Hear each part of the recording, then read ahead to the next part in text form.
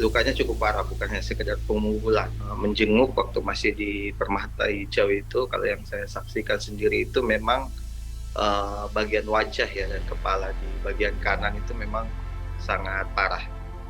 Tidak tahu kalau itu. Saya sama sekali nggak kenal Agnes, terus yang lain-lain saya nggak kenal. Assalamualaikum warahmatullahi wabarakatuh. Salam damai sejahtera buat kita semua. Om Swastiastu, Namo Buddhaya, dan salam kebajikan. Bertemu lagi dengan saya, Feby Mahendra Putra, Direktur Pemberitaan Tribun Network. Pada tanggal 20 Februari 2023 yang lalu, terjadi peristiwa pidana yang menghebohkan, yang melibatkan seorang mahasiswa sebuah perguruan tinggi di Jakarta bernama Mario Dendi Satrio. Mario ini melakukan penganiayaan berat terhadap seorang korban bernama Kristalino David Ozora berusia 17 tahun. Akibat penganiayaan ini, kemudian korban David Ozora sampai hari ini menderita sakit berat dan kemudian koma, dirawat di sebuah rumah sakit swasta di Jakarta. Dan menarik perhatian sejumlah petinggi negeri ini, diantaranya adalah Menteri Agama dan Menteri Keuangan. Mengapa itu menarik perhatian? Karena ayah dari korban David Ozora ini, yaitu Jonathan Latumahina, adalah seorang pengurus pusat GP Ansor. Dan selanjutnya orang tua dari Mario Dendi Satrio bernama Rafael Alun Trisambodo merupakan seorang Kepala Bagian Umum Kantor Pajak di Jakarta Selatan. Ya, seperti kita ketahui, kantor pajak di Kementerian Keuangan Republik Indonesia. Telah bersama dengan saya Bapak Rustam Hatala, beliau adalah paman dari korban David Ozora. Saya ingin menyapa Pak Rustam Hatala dulu. Assalamualaikum Pak Rustam. Waalaikumsalam warahmatullahi wabarakatuh. Selamat malam. Selamat malam, Pak Rustam. Terima kasih sudah bergabung bersama kami pada kesempatan kali ini. Pak Rustam, saya mau tanya Pak Rustam, Ya. Tepatnya kapan keluarga dari korban ini mendapat pemberitahuan bahwa Kristalino David Ozora ini mengalami penganiayaan berat, Pak Rustam? Jadi waktu itu kebetulan saya memang bersama ayah korban. Ya. Kebetulan memang sedang sama-sama waktu itu hari Senin sekitar jam sekitar jam 19.30-an. Itu ayah korban, ayah David, ayahnya David ini, Mas Jo, Ya. Mas Jo ini mendapat WhatsApp pesan dari wali kelasnya David. Ya. Wali kelasnya David bahwa David ini dipukul dan dilarikan ke UGD Rumah Sakit Medika Permata Hijau. Itu hari Senin malam. Ya. Nah, setelah mendapat pemberitaan WA itu, terus apa yang dilakukan oleh Pak Jo, Pak?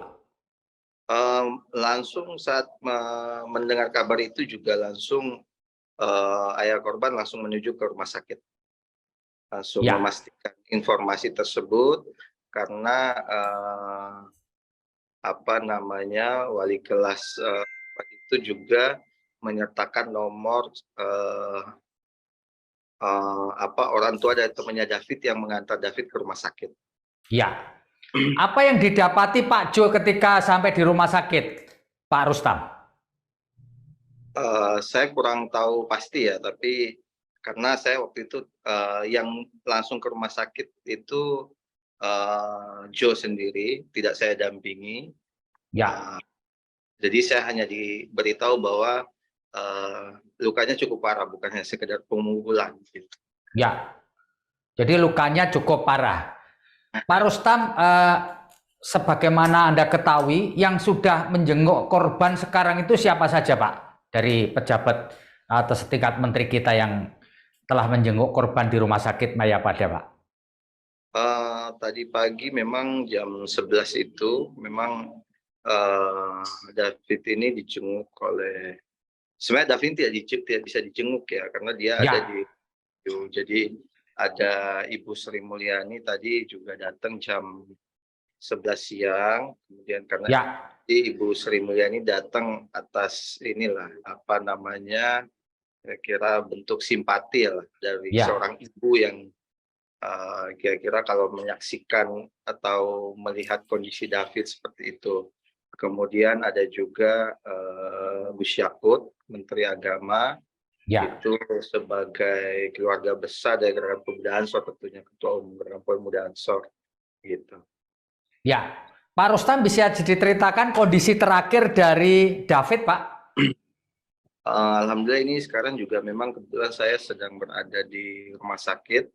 Ya, Uh, jadi sejak kemarin itu kondisi David sudah ada peningkatan ya, maksudnya peningkatan dalam artian sudah mulai ada respon yang baik ya. Jadi David itu sudah tidak apa ya, dikasih semacam obat penenang gitu ya untuk menghilangkan rasa. Kemudian tadi juga sudah tidak menggunakan beberapa alat bantu lagi karena sudah mulai membaik lah. Gitu. tapi belum siuman ya, Pak ya? Belum sadar? Belum ya, Pak? Belum, jadi hanya ada respon-respon kecil, jadi ada gerak Ya, tangan, gerakan mata itu seperti itu. oke.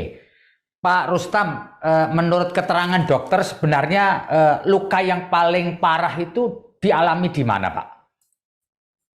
Sebenarnya kalau itu saya kurang tahu lebih detail ya, Ya, tapi karena pada hari keduanya itu saya langsung menjenguk waktu masih di Permata Hijau itu, kalau yang saya saksikan sendiri itu memang bagian wajah ya dan kepala di bagian kanan itu memang sangat parah.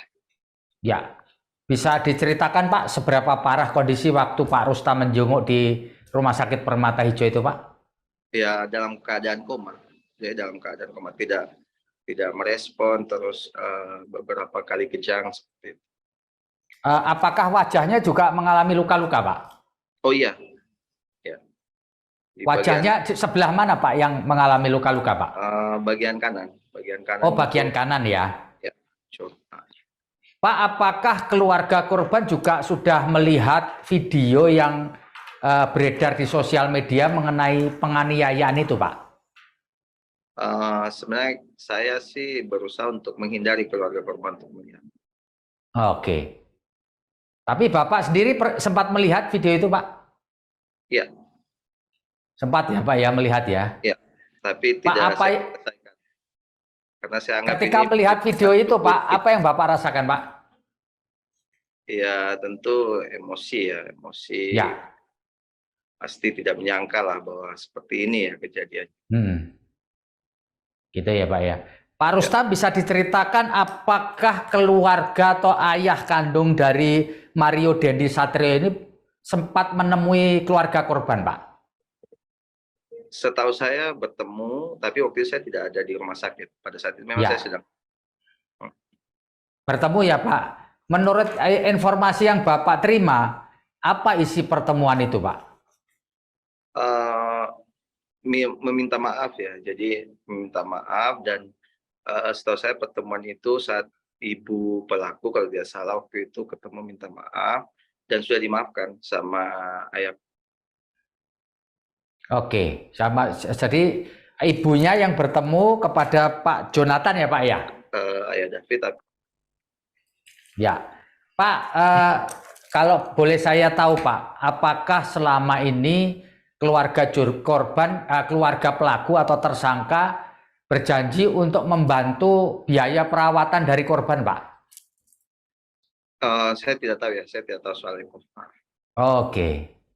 Pak, kalau boleh saya tahu, Pak, ini rencana ke depan ini apakah nanti juga keluarga dari korban ini juga akan mengajukan tuntutan ganti rugi atau semacam tuntutan perdata gitu, Pak, kepada tersangka terkait dengan kasus penganiayaan ini, Pak? Sejauh ini dari pihak keluarga kami tetap fokus dulu ke kesembuhan David.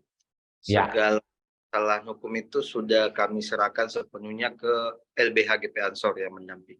Oke, jadi masalah hukumnya diserahkan semua kepada LBH Ansor, Pak ya. Jadi keluarga pasrah sepenuhnya, Pak ya. Iya, betul. Iya. Pak, apakah juga dalam pembicaraan dengan Menteri Agama, dengan Menteri Keuangan itu, apakah juga dibahas mengenai pembiayaan perawatan korban, Pak? Saya tidak ikut dalam pertemuan itu. Oh, tidak ikut dalam pertemuan itu ya. Pak, kalau boleh diceritakan, Pak, dalam keluarga ini, Pak David Ozora ini anak keberapa dari berapa bersaudara, Pak, ini, Pak? Dia anak pertama dari 2 ya bersaudara. 2 bersaudara ya, Pak. Dan selama ini dia bersekolah di SMA atau bagaimana, Pak, ini, Pak? Iya, David SMA kelas 1 Pangudi Luhur.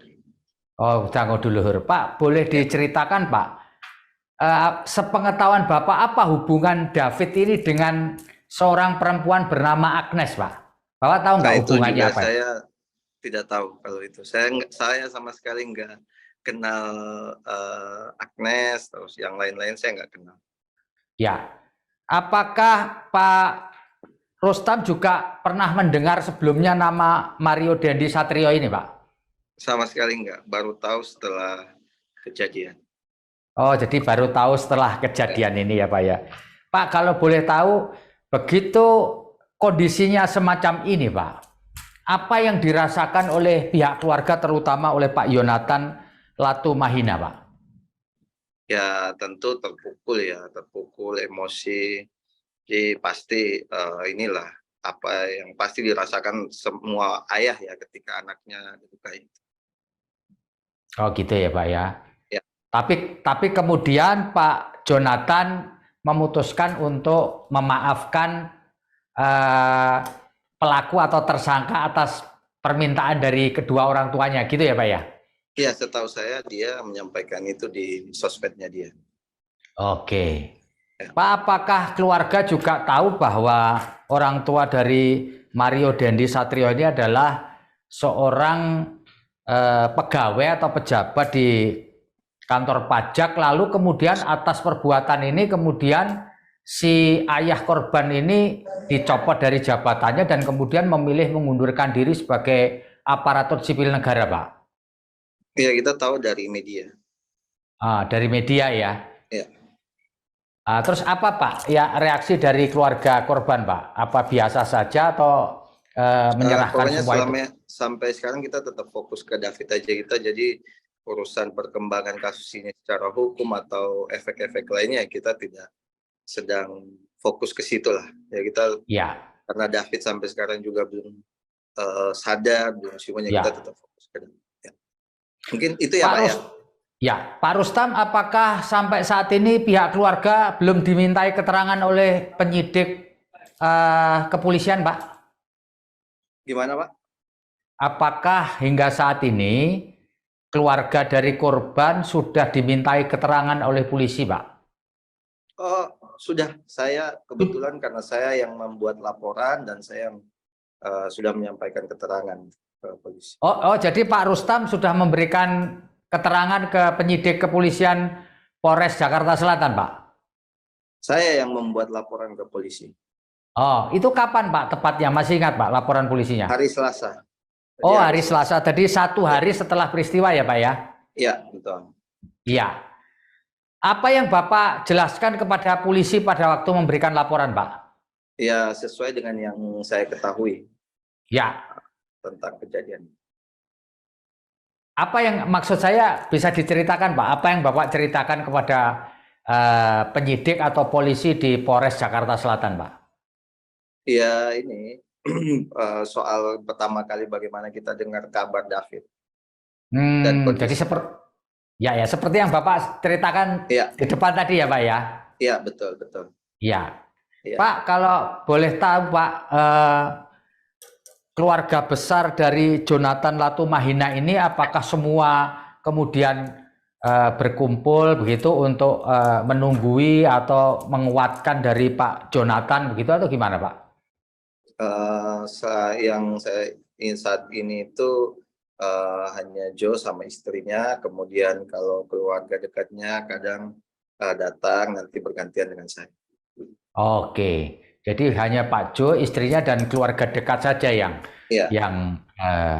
menunggui David yang sampai sekarang belum siuman ya Pak? Iya, betul. Pak, sebagai juru bicara keluarga Pak, ada yang ingin disampaikan Pak kepada masyarakat Pak, karena dunia medsos ini kan rame banget Pak, ya, rame banget memberikan support, bahkan kemudian ada sejumlah karangan bunga yang dijejer di kantor polisi yang meminta supaya kasus ini bukan hanya berhenti pada Mario Dendi Satrio tapi orang-orang lain Pak. Gimana Pak? Pesan kepada masyarakat Pak. Ya, jadi yang pertama itu kami meminta mengucapkan terima kasih ya atas doa yang udah diberikan buat kesembuhan David ya, dan alhamdulillah ini terus berdampak positif ya. Jadi ada perkembangan yang baik buat David. Jadi dari doa masyarakat saya berterima kasih. Kemudian yang kedua terkait dengan isu-isu yang beredar, kami sepenuhnya tidak terlalu fokus ke situ karena kami tetap sekali lagi fokus ke kesembuhannya David. Ya. Aja. Pak, apakah keluarga sudah mendengar hari ini polisi menetapkan tersangka baru Pak untuk kasus penganiayaan ini? Tersangkanya adalah orang yang memvideo peristiwa itu Pak. Oh itu apa kemarin. Tahu Pak? Kemarin ya? Ya. Tapi sudah tahu ya Pak? Sudah dengar, kami dengarnya dari. Bapak mendengarnya dari media atau diberitahu oleh penyidik Pak? Dari media. Oh dari media, tapi ya, secara resmi belum diberitahu oleh penyidik ya Pak mengenai penambahan tersangka ini Pak? Kalau penyidik dan itu dia langsung ke LBH. Oh langsung kepada kuasa hukum dari korban ya Pak? Iya. Pak, saya ingin mengajukan pertanyaan terakhir ini Pak. Kalau boleh diceritakan Pak, apa aktivitas Pak Jonathan Latumahina ini di Gerakan Pemuda Ansor Pak? Joe ini aktif sebagai salah satu pengurus dari Ansor, memang membantu semacam di sosial media, kemudian ide-ide kreatif di Ansor seperti itu. Sudah lama Pak aktif di GP Ansor Pak? Sejak 2017 kalau tidak salah. Oh sejak 2017 ya Pak ya? Ya. Ya sudah aktif ya. Kalau si korban ini Pak David ini apakah juga aktif juga di Banomnya atau Badan Otomnya NU atau gimana Pak? Oh setahu saya tidak, karena kan masih sekolah ya. Nah, jadi tidak ya? Iya, keluarga. Bagian misalkan, dari keluarga. Ya tidak masih sekolah ya Pak? Ya. Oke Pak Rustam Hatala, terima kasih Pak atas ngobrol kita dalam kesempatan kali ini. Kami berharap supaya David Ozora segera pulih kembali dan masalah ini bisa diselesaikan lewat jalur hukum dengan secara adil. Terima kasih Pak Rustam Hatala atas ngobrol kita pada kesempatan kali ini. Saya pamit undur diri. Assalamualaikum warahmatullahi wabarakatuh. Salam damai sejahtera buat kita semua. Om Santi Santi Om, Namo Buddhaya dan salam kebajikan. Jangan lupa jaga kesehatan. Jangan lupa subscribe ya.